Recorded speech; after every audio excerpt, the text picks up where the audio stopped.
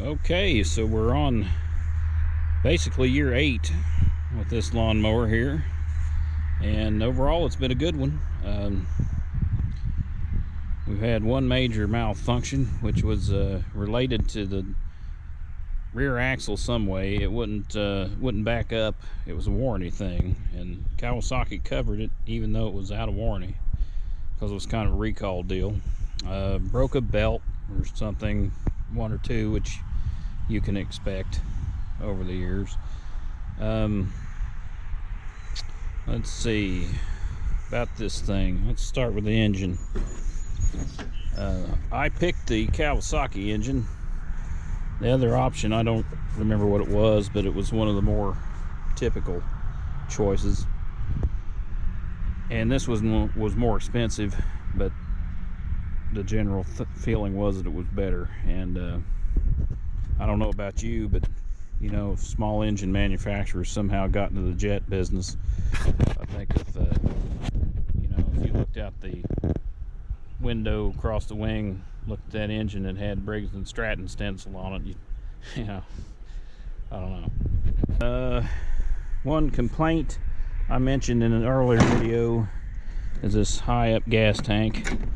It's a little rough when you're using a big can, especially if you were a woman or something, but especially when you're fighting that Obama nozzle with the little switch. You know the one where the gas can inflates if it's out in the hot temperatures. Anyway, that's a little bit of a pain. I had a friend of mine, he said, I want to go back in time to the 70s. I said, why is that? He said, so I can buy a decent gas can. This seat here, some of this cracking is sun damage. Now, this wasn't parked out in the sun all the time. There were a few times when it was down or whatever, it'd be out there for a week or two or something, but that's no excuse. I mean, I drove the same car for 15 years and its upholstery didn't fade, so, or crack.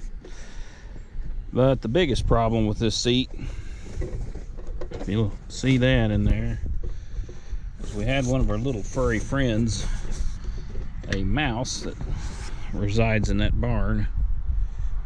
He decided he was going to get up in here.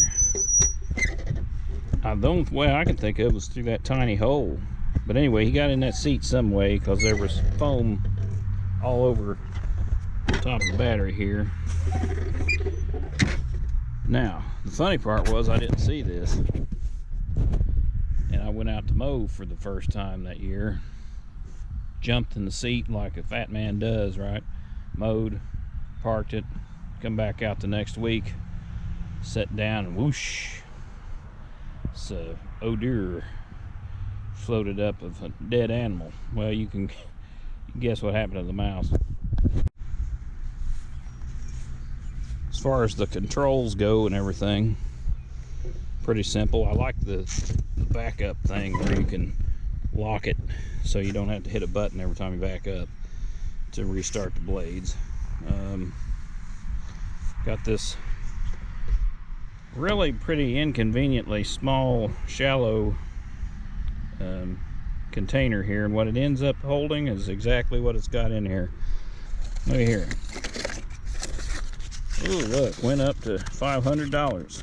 Somebody's discarded lottery ticket I picked up in the yard, which, you know, the fact that you throw a lottery ticket in somebody's yard probably tells me why you're the kind of person that's buying a lot of lottery tickets.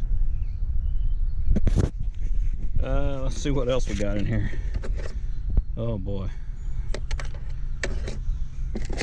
Screwdriver, shotgun wad, the original back to the key that did fall off.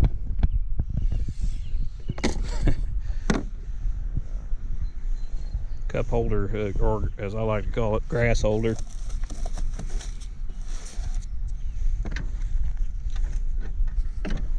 You can see how often I clean this off. Now, I didn't have the problem. Another thing with the John Deere was grass got up under that cover where the pulleys were, and it smelled like it was on fire all the time. I eventually just took them off. Had the bare pulleys on there for like 5 years. I know that's bad, but no such problems with this.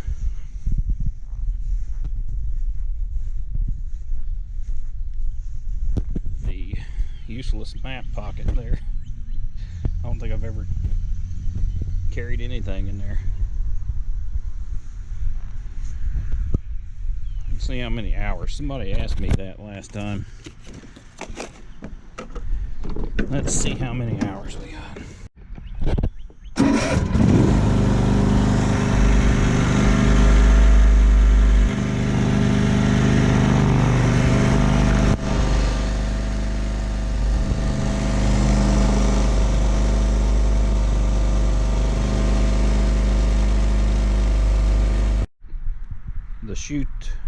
The chute there broke off. It wasn't really its fault. I got it hung up on something. The tires, now these are the original back tires, and they still got a lot of good tread on them, though I assume they're paper thin, just like these ones on the front. So I've had a few flats and such as that over the years, but to be expected. Overall, this thing has been mowing 2 3/4 acres for 8 years. So the only other complaints, really nitpicky complaint I could think of, is the corner of this thing, which maybe there's no way around that, but every time you hit a bump, your knee tends to smack the funny bone part of it against that, and it's kind of unpleasant. But that is pretty nitpicky. This has been a pretty good machine. I had a John Deere, same class of mower, and it lasted almost 8 years exactly. Yeah, 8 years. And by the time I quit, it was smoking like the 9 o'clock out of Carson City. I mean, just the smoke a-rolling. Comical. So I had to get rid of it. This engine, 0 issues. Nothing. I've had it maintenance regular. That is, if the Cro-Magnons at the shop did it right, which I'm not even going to get into that. But yeah, for what it's been asked to do, 8 years, I can't really complain. They told me the last time it was in, the spindles were making a lot of noise and getting ready to go out, and that probably would cost Lord knows how much. That'll probably be the end of this, at least its life with me. So overall, I'd have to give it a solid B. I mean, I didn't baby it, I don't wax it and blow it down every time I put it in the garage, but I did change the oil, took good care of it. For the most part, it did the job for me. And I suppose it's lucky to be running at all at this stage. I mean, how would you feel carrying my carcass around?